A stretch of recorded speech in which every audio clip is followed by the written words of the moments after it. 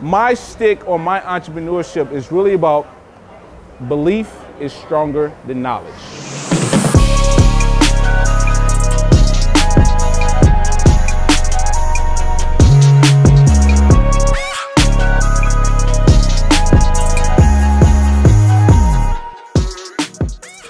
We're going to 6th Street Brewery. It's a eatery downtown Austin. Right. Oh shoot. It's a Rob Dow, man. What's up, man? Haven't seen you.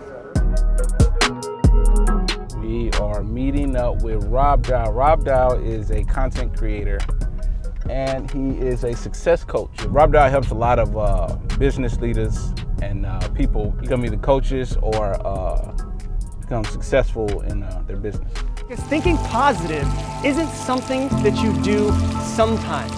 It's something that you have to do all of the time.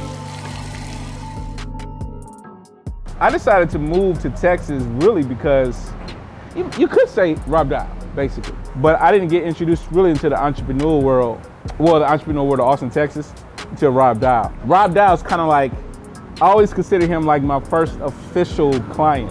One of the reasons why I started my business is because when I was growing up, I didn't have somebody in my corner telling me that I could be anything I wanted to be. I didn't have anybody really explaining to me or walking me through the steps on how to become the best version of myself. And so I started Innerlight Media because I wanted people to really have a motivation and inspiration more so to do whatever it is they want to do, because I believe all professions start with an inspiration first. So that's why I started Innerlight Media. And that's one of the reasons why I really got into entrepreneurship. I wanted to help people really understand the game and how powerful you can, how much you can actually change the world through your own ingenuity. Once a person realizes that it doesn't matter where you come from, your background or anything like that, you can make an impact. I just feel like I don't want to stop until everybody in the world knows that. That's really like my mission.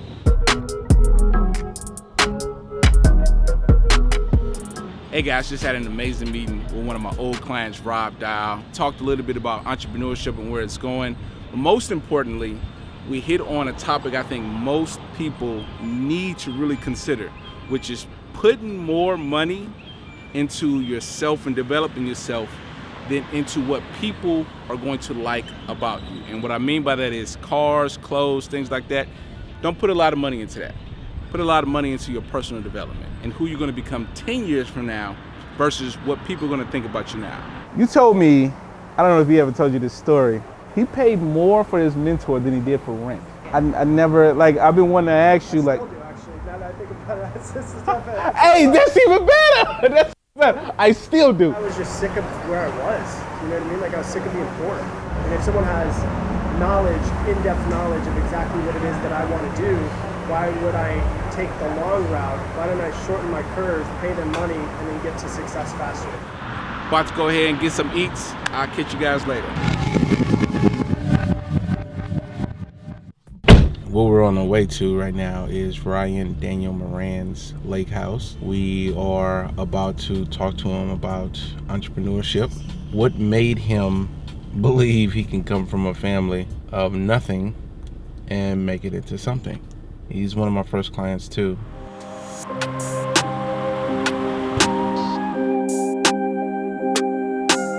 If you get just some people with money and you give them what they're looking for in terms of the audience and all that, they'll keep paying.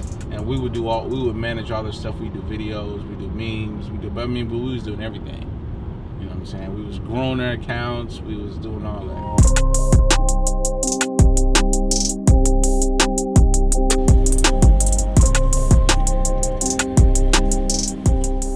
Ryan Moran does 3 things. So he invests in other businesses. How he got the capital to do that is because he built the company himself, a physical product company, and then sold it. So now the capital that he had, he used to invest in other companies. What he also does is he also teaches other people how to build those, and he charges for that. So he coaches them. And then again, he has another company himself that he sells products with. So those are the 3 ways he makes money. He probably has more, but I don't. Those are the 3 I know. What's up, up, dude? Ryan, man. Nice shirt. What's up, man? How you doing, Good man? to see you, dude. Welcome. So originally, I actually wanted to only work with Prince C. I was working with Prince C since 2010. And, you know, me and him was close friends. We come from St. Louis, same area and all that and the other, right? You know what I'm saying? So I said, dude, I just need to branch off and do my own thing. So I started branching off and do my own thing. I haven't even LLC'd yet when I started working with you guys. Like, after learning from so much, you know, just learning from him and a lot from you, like literally, because I just, like your material, your content, you know what I'm saying, really does help formulate a business mindset and the possibilities, you know what I'm saying? Because I come from a very, you know, bad background. Within that time period, I was able to turn my company into $1 million company. But the point I like to always give credit to Ryan for, I give him some of the most credit, is because there's two main things that I really like, just it was like a braingasm that happened for me. The number one thing was I learned, because the people I used to want to work with used to be like out of LA and stuff like that. But then when I learned the possibilities of working with all these different entrepreneurs and the type of wisdom you can get from people that are just like, listen, I don't care about your background, I don't care what's going on, listen, you can do it. That braingasm for me really happened a lot because of this man right here. Black kid that grew up in the system, you know what I'm saying? When I say the system, I mean group homes. I grew up in group homes. I actually went to prison for 3 years too, you know what I'm saying? And then, you know, I get out, don't know what the hell I want to do. I start working with, you know, because I know I want to do positivity. And then I got somebody over here who's like, yo, it doesn't matter where you come from. This is how you run a business. This is what you do. And I'm just learning. I'm like, yeah, my mind is blown away. So I'm just like learning along the way. And I'm like, yo, but anyway, my life has completely changed because of that, man. So, man, really thank you, man. Thank you. Know you. What I'm saying? Thank you. Know, That's not where I thought it was going.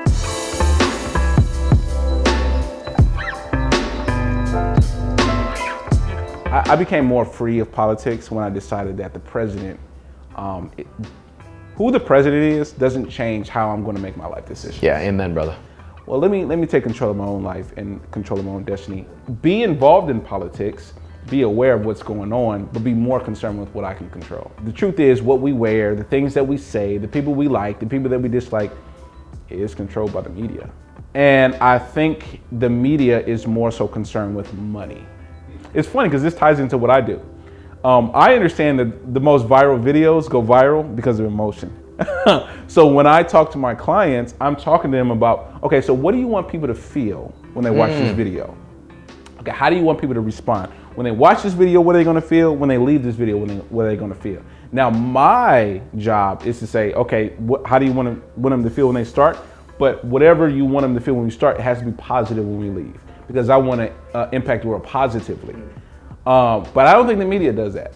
I think the media is what's going to get the highest ratings. Yeah. People aren't concerned with that, then I don't know how to change. So there's a couple assumptions in there. Sure. And the main assumption being that the only way to change that is for the media to change. The other thing is that people could care about how they feel. People could start caring about their own internal awareness and the results that they're getting in their life. I agree. And just not pay attention to the things that make them feel bad, and start paying attention to things that make them feel empowered and inspired and collaborative and giving, and realizing that happiness matters. What's the name of this lake called? Lake Travis. Really? Lake me. All right, Chris, Good man. stuff as always, man. It's fantastic. All right, guys, man. Just had a dope conversation with Ryan Moran. Talked about everything from politics to entrepreneurship to purpose. And yeah, when I was 13 years old, I was at camp. Me and one of my girl cousins was at camp. We was at the same camp. You had to get a badge in order to swim on the deep end.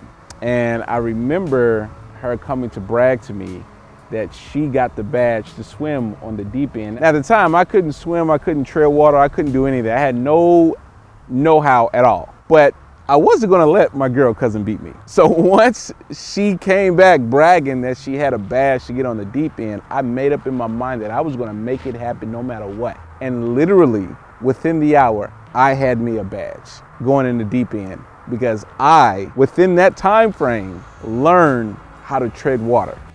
because I believed I could.